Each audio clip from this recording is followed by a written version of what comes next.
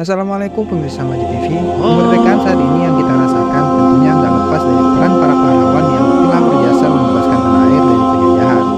Bahkan setelah kemerdekaan Indonesia diproklamirkan, situasi Indonesia masih belum stabil ya. Tentara asing masih mendatangi Indonesia untuk merebut kekuasaan. Nah, di antara para tokoh pahlawan tersebut ada nih terdapat tokoh ulama dan pahlawan muslim yang turut berjuang untuk kemerdekaan Indonesia.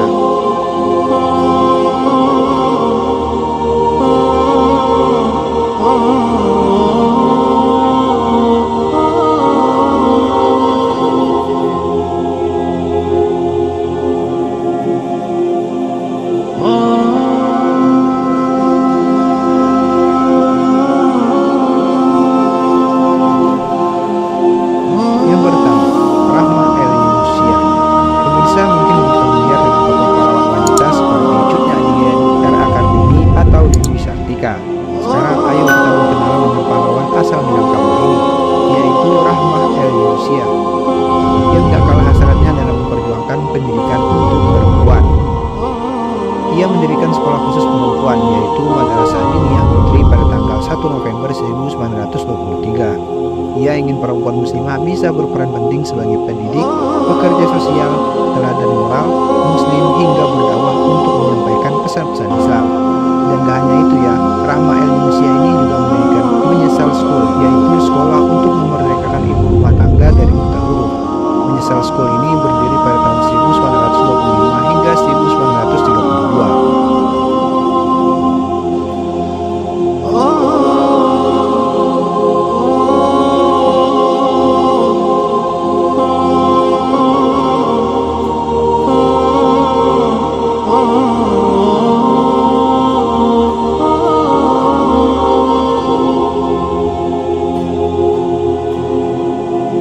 Yang kedua, Kiai Haji Hasyim Asy'ari. Kiai Haji Hasyim Asy'ari merupakan tokoh ulama Islam yang juga pahlawan nasional Indonesia. Dia memiliki wawasan luas dan pemikiran visioner dalam sejarah perjuangan.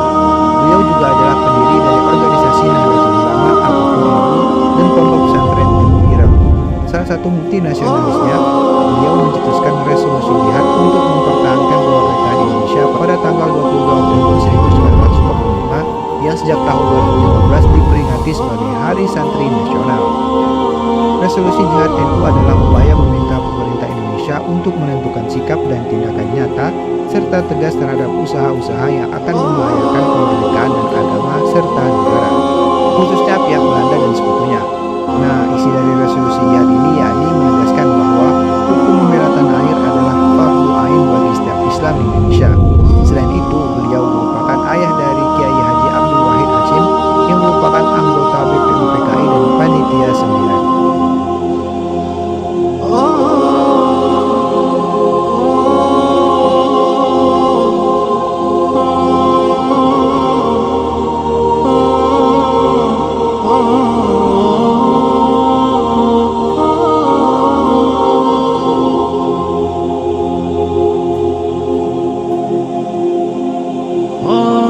Yang ketiga, Kiai Haji Zainal Mustafa. Saat Jepang menjajah Indonesia, Kiai Haji Zainal Mustafa ini menggagas pemberontakan di Singaparna, Tasikmalaya pada Februari 1944. Kiai Haji Zainal Mustafa ini terang-terangan tidak menyukai perintah upacara Seikere, yakni upacara penghormatan kepada Kaisar Jepang dengan cara membentuk ke arah matahari terbit dan kesewenang kewenangan Jepang pada rakyatnya. Perlawanan Kiai Haji Zainal Mustafa ini membuat Jepang geram hingga akhirnya ia ditangkap pada tanggal 25 Februari 1944 dan dihukum mati pada tanggal 25 Oktober 1944. Namanya kini diabadikan di Jalan Raya Kota Tasikmalaya.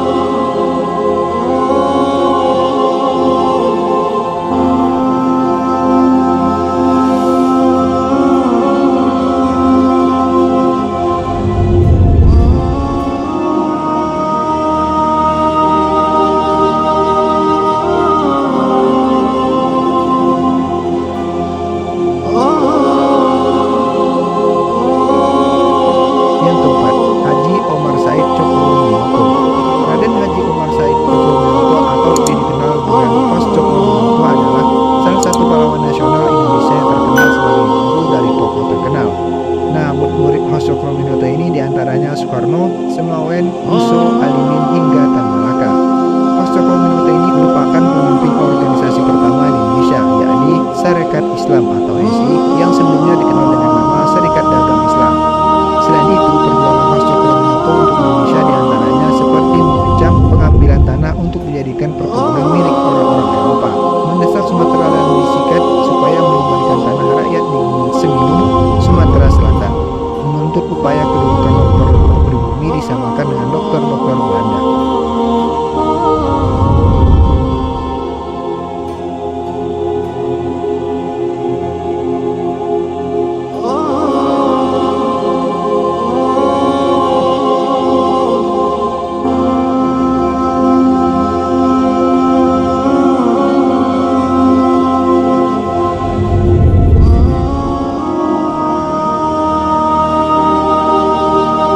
Yang kelima, Sultanah Safiatuddin.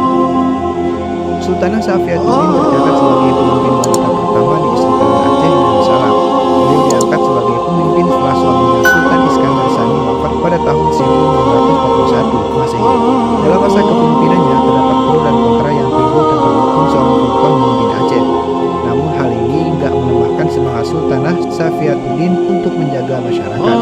Terbukti selama Sultanah Safiatuddin memimpin, beliau membuat ragam bentuk strategi pemerintahan. Bahkan karena kecakapannya berdiplomasi berhasil mencegah Aceh dirongrong kekuatan kolonialis selama 34 tahun masa pemerintahannya. Tidak hanya itu ya, beliau juga menumpahkan ilmu pengetahuan melalui pembangunan perpustakaan dan pengembangan pusat pendidikan, yaitu Jami' Baitur Rahman atau Universitas Baitur Rahman, serta mendirikan beberapa pesantren di pelosok wilayah Aceh dengan bantuan para ulama. Untuk membentuk sistem perekonomian yang baik, beliau juga memberi zakat kepada golongan masyarakat yang berhak menerimanya.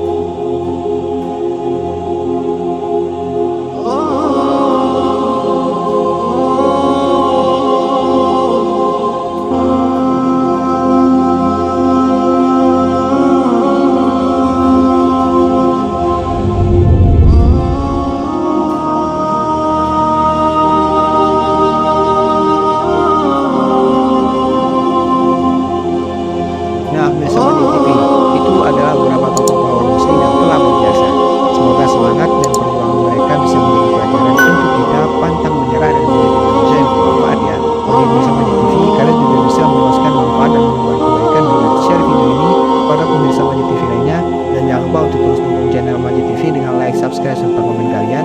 Dan tentunya share video ini agar pemirsa Majid lainnya bisa menerima manfaat dan kalian juga bisa menyebar kebaikan.